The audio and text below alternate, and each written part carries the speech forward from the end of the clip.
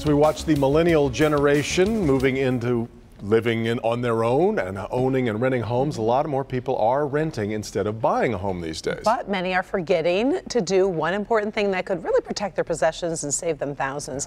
Our consumer investigator Hank Winchester is here, and this really does affect a lot of those millennials who aren't thinking that next step. Right, they're not thinking ahead.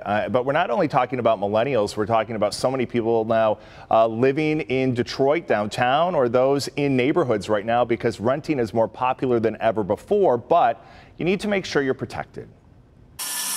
The spike in apartment construction is more evident now than ever before. The trend of Americans renting rather than buying homes, it continues, especially among millennials. 50% of renters are below the age of 30.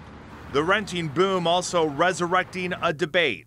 Renters insurance, good idea or not?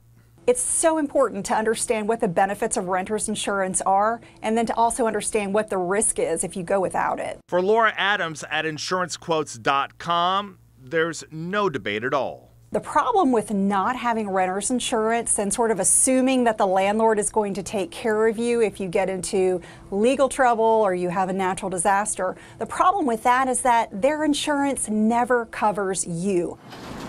She argues personal possessions and personal liability inside your rental aren't worth the risk for $16 a month. But the average cost of a renter's premium across the nation is less than $200. It's actually $190. Although there is no law in Michigan or in the city of Detroit, experts say landlords are now requiring some renters to carry renters insurance. And we're finding that very common now, especially with these larger buildings, these high rises going up in Detroit, which it's great to see, but more people are now renting in Detroit. But it's like every other kind of insurance. You only realize you've made a mistake when you don't. When you need the money. When you need yeah. it. Yeah. Better to be safe than sorry. Yeah, no doubt. Thank you very much, Hank.